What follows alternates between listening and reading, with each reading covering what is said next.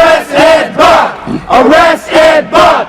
That we fail those people who are counting on us to show up for them at their most vulnerable time. Also, I wanted to say, to the community, to society, keep in mind that these two young men belong to somebody. They're somebody's children, they're somebody's brother, they're somebody's uncle. And the comments of, oh, they should have just said no. Any one of us could have had this card in life.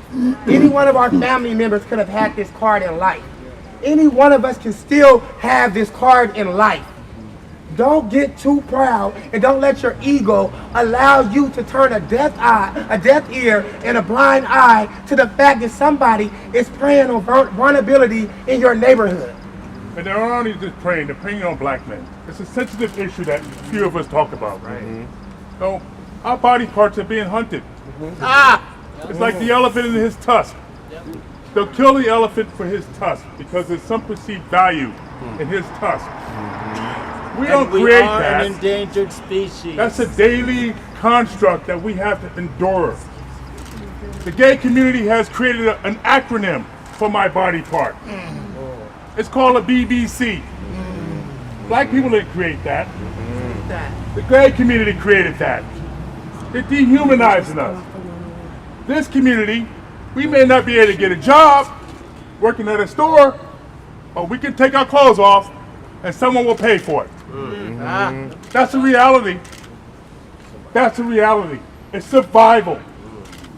We're accepted only in the back door, not in the front door, still.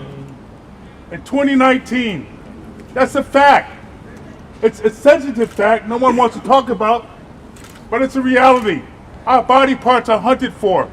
Yeah. Save the elephant, save black men. Because every black man here knows that if it was one of ours and a white person was found dead in our home, Speak on it. common sense would be first we would go to jail.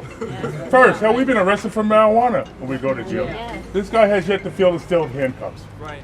It's painful to us. They didn't even charge him for drugs. Let me finish. It's painful for us that the system still allows that. I mean, many of us remember the Jeffrey Dahmer incident, where the cops returned the boys to the man. Right. Because Jeffrey Dahmer was an innocent-looking white guy. That's right. And some of that is still today. So the affront that is, the pain that this is causing for us black men who know that the law system, that law enforcement is unequal, this demonstrates it even more so. That's right. Speak the truth. I also want to say that we can't be complicit with our messaging, because even as we continue to see the headlines roll in, there's language that gives Ed Buck this angelical aura that he was a donor, he was a Democratic donor, he was this, and then Gemmel was just a homosexual. And so we have to realize that it's a very dangerous game we play when even after death we continue to use demonizing language that erases the humanity of the people that are suffering at the hands of Ed Buck. I also want to speak about the complicit nature of those who are sitting in their offices hiding, avoiding speaking out against the egregious thing that happened in this building, because I was a friend of Ed Buck's, and I actually sat on the board with Ed Buck, and I saw the signs that Ed Buck was a predator.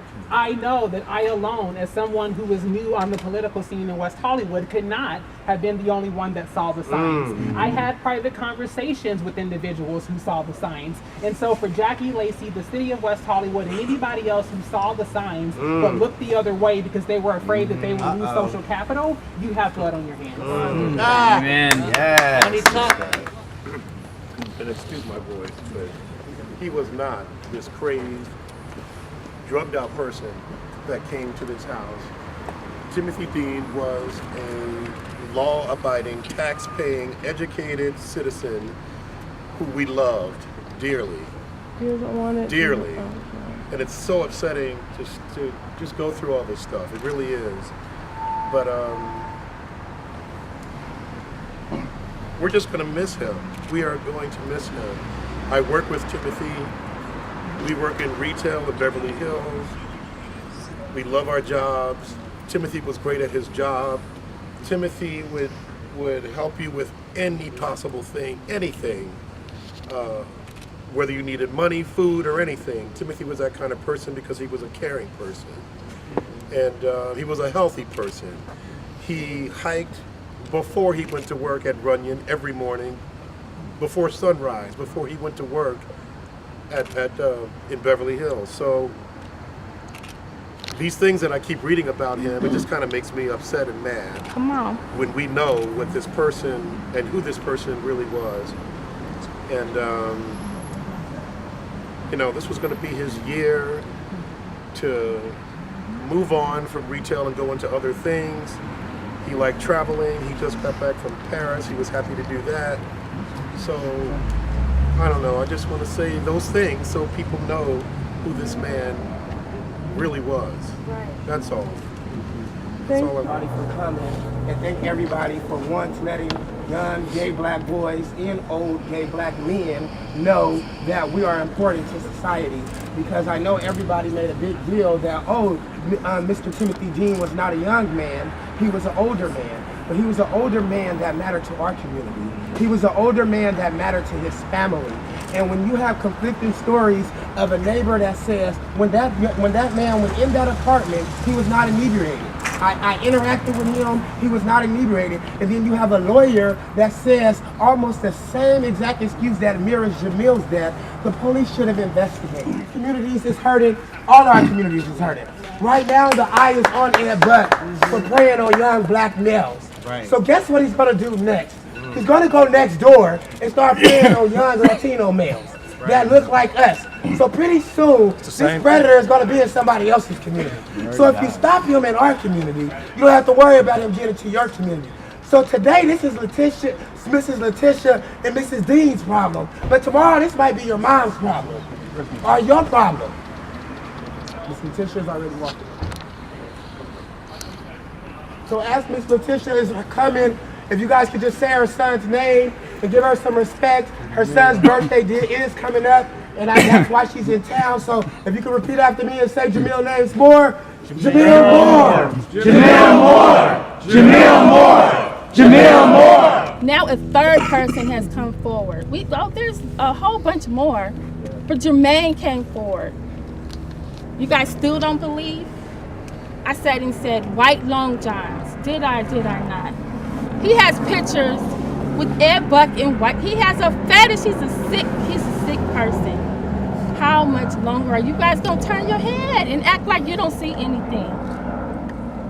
Till another dead black man is in here? This is ridiculous. This has to stop. No more Gemmel Moores, no more Timothy Deans. I don't care what they did, what their past was, what they agreed to. They didn't agree to get killed. That's right. They didn't agree to that. That's right. I'm upset. We shouldn't even be here. We should not even be here. There shouldn't even be a second victim. My son did not OD, he was murdered. The evidence is here, everything is here. People have come forward, and it's like everything is just brushed under the rug. And I have something to say to the media. Let me say something to all of you guys. You guys, my son was more than a prostitute. My son was more than an escort. Yes. Timothy Dean was more than a porn star. These people have people who love them. Yes. They're more than that. There's a story behind everything. I didn't know what Gemmel was doing. I had no idea. But not one time have any of you said anything about Ed Buck. But he's a wealthy, democratic donor. He's a pedophile. He's a predator. He is preying on black men. He's preying on black men, and it's not right. We have so many victims that came forward with receipts. Doesn't make any sense. Pictures, Videos, plane tickets, emails. your son's journal. Exactly. It's ridiculous. And it's like, because he's been donating to people, maybe some of you, giving money to people's campaign. People are just burying their damn heads in the sand, turning their heads like they don't see nothing. Ed Buck is not above the law. I know damn well if Gemmel was in there and Ed Buck was found dead, we know. I'd be sitting here hollering and screaming, free my son. Right is right and wrong is wrong. When the cameras is gone, when everybody is gone, I have to live without my son. I have to live without my kid. Holidays come, birthdays come. For the rest of my life, my mother's without her grandson. My daughter is without her brother. I gave him a hug that morning, and then they called me that night saying he's dead. The same day when everyone keeps saying he was a homeless. He was not homeless. He was with me. He was with her. Here that loved him. He was with us the day he left home, the day he died. If you guys have any questions, any facts, Jasmine has covered this. We said before, when Gemmel first died, we said before, there was going to be another dead body. Couldn't do nothing with him because they said they was contaminated. I don't get that. I don't understand that either. I mean, at the end of the day, you know, we still are also renewing our call for all of your Ed Buck's neighbors that are out here and listening. You guys have a job to do because we're not going to be here all night. I mean, we can be if we need to. We can take some shifts. But, you know, the neighbors are the ones that are here all the time with this man, and they see people coming in and out of this apartment. That's why none of them were surprised. You know, and it needs to be a community effort. Taking Ed Buck down, getting Ed Buck arrested, getting him prosecuted so a jury can convict him is going to be a community effort. It's going to take black folks, white folks, everybody. We all going to have to work together to make this happen. He is a public nuisance. He is a public nuisance, okay? That is how we have to address and attack this. He is a public nuisance. And for people who are really angry about this, again, I cannot say it enough. You have to get in these elected officials' faces, and you have to make them uncomfortable in their spaces, okay? You have to get in their faces. This man has spread over $100,000 around to the right people, which is why everybody is walking around with, whoever said it earlier, with their head in the sand. This is ridiculous. Well, you know, you all heard the saying about strong black women. And I hope you're seeing that in front of you. I hope you're seeing that truly in front of you. Gemmel's mother's here. His grandmother's here. His sister's here. Black women don't let go of their kids. They don't. And you're seeing it in front of you. It's unfortunate that they have to continually be strong and seeing their kids maligned in the media, seeing their kids talked about in such a small way, but knowing that they're much bigger than that. But nonetheless, these strong black women, we're going to see it through. And there are a lot of strong black men that are behind them. I want to say how it's unfair that the moms of all the people who have died or who will die in the future have to deal with how my mom said how their kids are gone forever and how they'll never be able to see them again, how they'll never be able to pick up the phone and say hey or hi, or never be able to hug them again, and how they're just gone forever, and how the police haven't really done much to put Ed Buck in jail when they're literally killing and beating random black people on the street for no reason at all. When they haven't even done anything. When they're trying to be the most respectful, nice person they could be, they either get beat to death or shot in a second flat. And Ed Buck gets to stay in his house when he's killed 2 people and probably will kill more people in the future. And how this isn't fair to every person who has to deal with this, or who is affected by this, or who even lives near this. And hopefully we can do all that's in our power to put him in jail, so that normal people will have to deal with this. Normal people will be affected by this, and normal people will be killed. Brought all this shame out to you. It's not looking too good. And as far as his friends is concerned, he's running out of friends. He's running out of friends. That's the only thing I can say. You want to say something?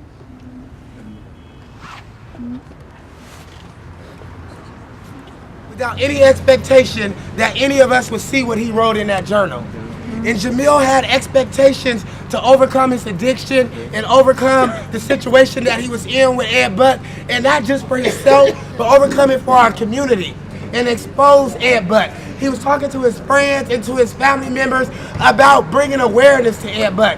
And in my own personal opinion, I boldly say that Ed Buck knew that day was coming. He knew the day of reckoning was coming, and he knew that Gemmel had strength buried deep down inside of him, and he knew that strength was bigger than him. So he went and he put a plan in motion to siphon that voice, and to silence that voice, and to kill him. So Gemmel gave his life, and then his mom gave his story to save the community, to prevent from us to be here. Because we know in the black community, we don't normally tell our business. But she didn't decide to just tell her son's business. She decided to bring the receipts of her son's business so this wouldn't happen again. And I be damned, we here because the shit happened again.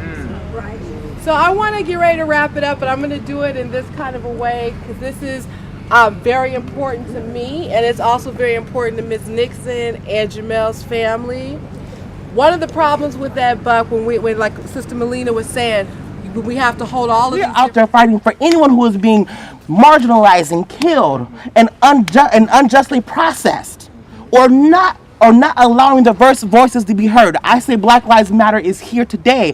I am here. I am part of Black Lives Matter LA, and I will shout out so that everyone knows that we are here and we are fighting. If you want more help, Black Lives Matter is here. We continue to organize. We continue to go out there. We continue to raise money for the families that need this money to live their lives. We are here to make sure that people like Jackie Lacey get the fuck out of office because she ain't doing her fucking job. No. I literally heard a parent say yesterday or 2 days ago that the reason, one of the things that Jackie Lacey has said is, oh, the reason why I don't know about these cases because they don't come to my desk. What the fuck do you mean they don't make it to your desk? Who are you supervising? Do your job. We can't just sit here and be quiet. We cannot.